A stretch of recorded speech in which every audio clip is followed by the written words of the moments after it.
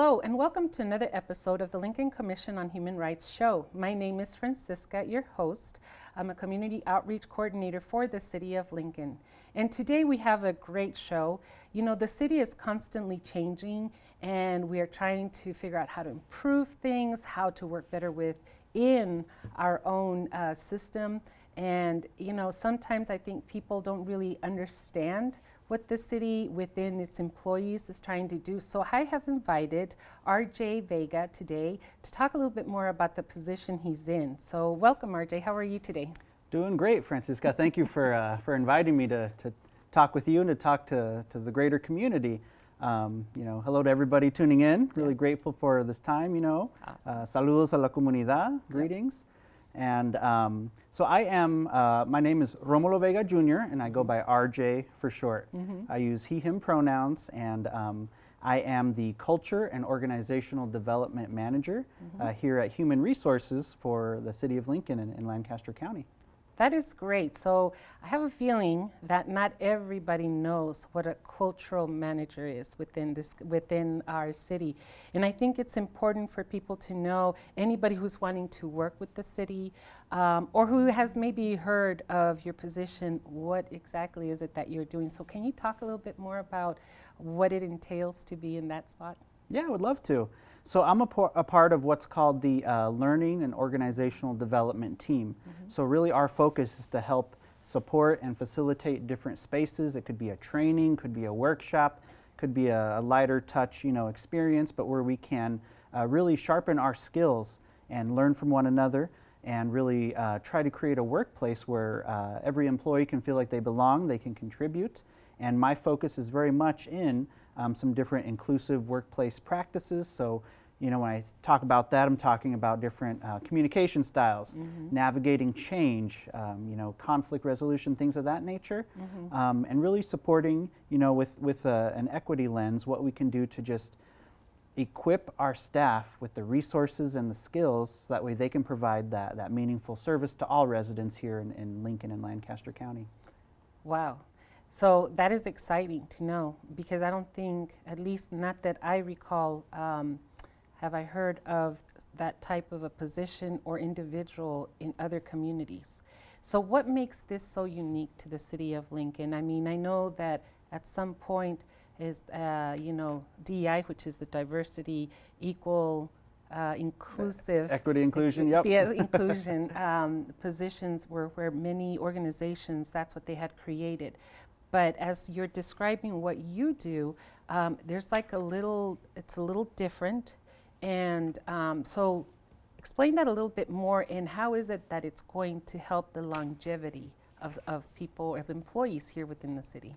Right, no, that's an excellent question. And what the root of all this is trying to help create a team, a workforce where employees can feel like they belong, where they can seek out opportunities to develop their own skills, leadership skills, and when we have employees here at the city, we really want to try to invest in different learning opportunities, so that way we'd hope they'd want to grow their careers here with us, to really make that workforce, make that team element really something that's meaningful to all of us. So a lot of it is different learning spaces. A lot of it is also, navigating different partnerships externally. We have a variety of different cultural centers and different nonprofits that provide a variety of services and supports throughout the community. Right. And so when we can also be intentional with learning from some of those different entities and supporting some of the different work they're doing, I think that's a really good thing. Awesome. Can you talk a little bit of any projects? Like, I know I was in a training that you did, and I thought that training was excellent because it didn't matter what our backgrounds were, but it certainly gave us an opportunity to kind of get to know each other as staff, even though we work together. I don't think we often don't have the time to really kind of know one another. Talk about those types of opportunities and workshops that you are currently doing for the city.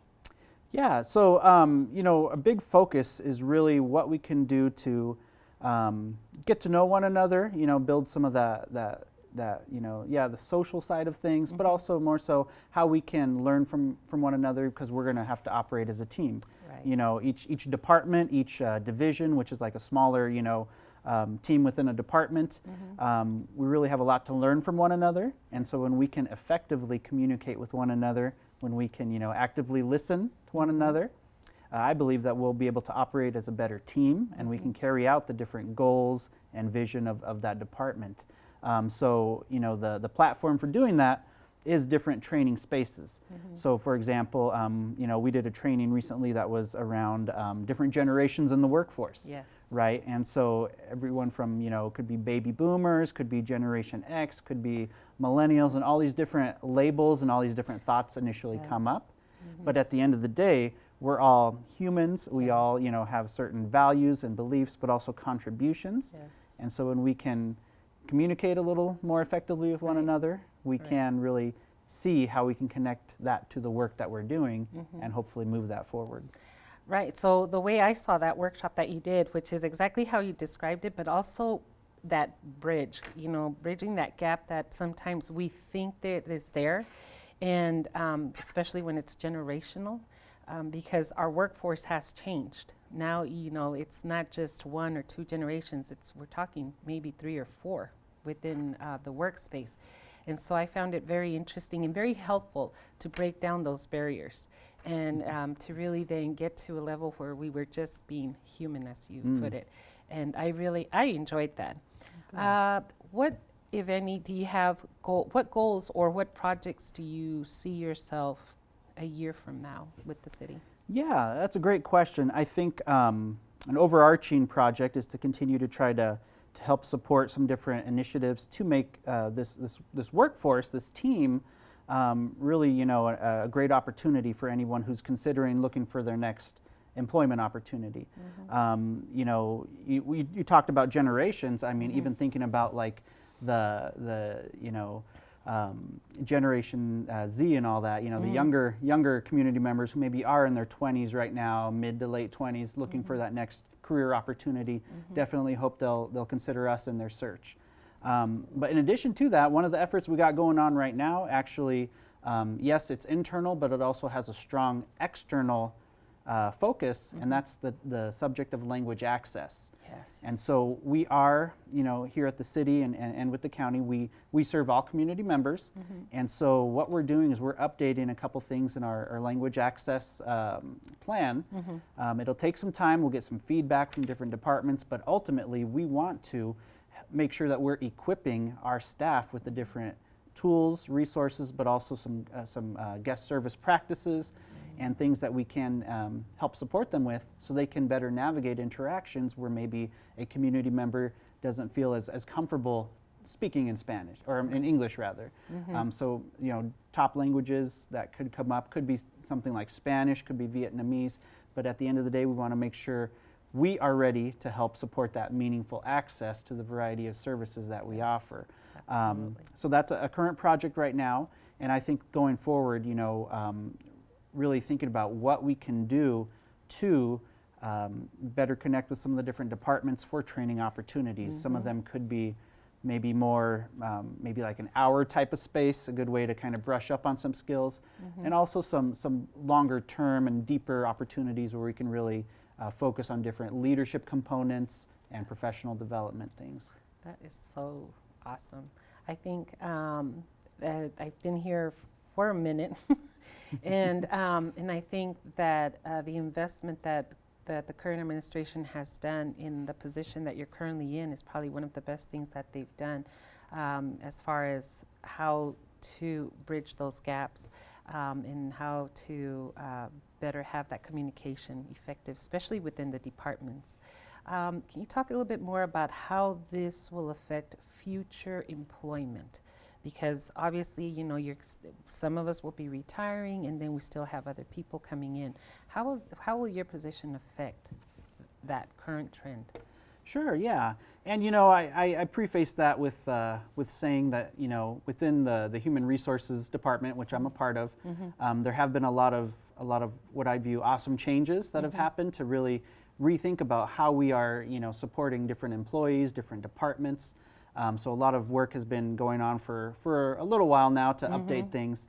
I think my contribution to that is really within the training and development space. So I really want to make sure that I'm earning the trust of different employees and departments. I think that's first and foremost, essential for the work that I do, but also really being intentional with the feedback. So I want insight from different divisions and departments, right? And what kinds of topics are you interested in learning? What kind of skills would you love to learn more about? And I think we can then take that feedback and really try to design some different experiences for employees so we can meet those needs. Are there currently any projects that that you can talk about that are being in the mix aside from the LEP or the limited English proficiency? Yeah, I think there's a couple different things. We ultimately, and this is something that the mayor has spoken about, as well as other leaders, just the desire to continue with different work with Lincoln as a welcoming community. Yes. So supporting some of the different external partners with some of the cultural events and different spaces where they're doing their programming, ensuring that we're doing a good job of getting the word out to our different employees who might be interested in those sorts of experiences. So there's the welcoming work, and then there's also some different internal spaces where we can partner with some other facilitators and things of that nature to provide some of those trainings that are a little more specialized than maybe what I would be able to design just with the skill sets that those facilitators would have. Great. If there is something or one thing that you wanted the community to know about your position, because obviously you're more internal, but if somebody was curious and be like, that the position that RJ is, what would that be? What would that word be? I know, it's hard, right? No, that's a great question. Wow. No, I think I would perceive myself as somebody who hopefully is a bridge builder, in that I really want to, in addition to supporting the staff we have internally, also want to help support the different community members to get more, to be able to participate more and have better access to some of the different things happening here in the city. So helping raise the awareness of different ways for community members to participate, whether that is attending, a city council meeting or, serving on a board or commission. A lot of these departments and the work that we do is very much guided by community members and the input from the different parts of the community. So anything I can do to support that, to help increase the access to the different voices and perspectives, to me that's a win, because like I said earlier, we serve all residents, right? And all residents also have some valuable input that will help guide us in the work that we do with the different departments. Yes, absolutely. That was a mouthful, thank you. But that is important, because sometimes people don't have the opportunity, right, to come in and just say, I would like to speak to RJ. That's not the purpose of your position. Your purpose is really more, like you said, internally. And so I think that'll give people an insight of what your position is. And it's an important one too. Because I think the intersectionality, right, within the departments, sometimes people don't realize that we don't have that communication. And I think that you're doing an awesome job in bridging that gap and making sure that we all get to know each other. And go ahead. Quick add-on, Francisca, you talked about like the intersectionality, or like I've heard it phrased as like synergy and things like that. Yeah. All our different departments do a pretty specific nature kind of work, right? So Parks obviously works with Parks, Transportation Utilities does their work, but at the end of the day, we're all representing the city, and we have to make sure that we are having that meaningful access and meaningful input from different aspects of the community. And I'm very pleased to see some of the different areas of work happening with different departments. They're doing some cool things. And I'm really excited for what we can do, going forward once we, I've been in this role for 6 months. I've learned a lot, but I've also learned there's a lot of cool things happening, a lot of work that's been happening for a while, and just want to do my part to help, contribute to that. Right. And you know what? I've known you for a minute, and you say you've been here 6 months, and it seems like you've been here longer because you've done such a good job of integrating yourself into the city, and I appreciate that about you. And but I also would like for the community to know that you're not just behind the desk. You're very active within the city and doing your part, but also you're out there at events. And I don't think some people realize that your job doesn't stop at the door. You continue on. You're out doing different events to make sure that there's a presence not only for the city, but for what you do. And that is so appreciated because I think that brings a little bit of transparency for the city. Thank you. So I appreciate your taking the time to be here today. I think I'm excited to what you'll continue to do.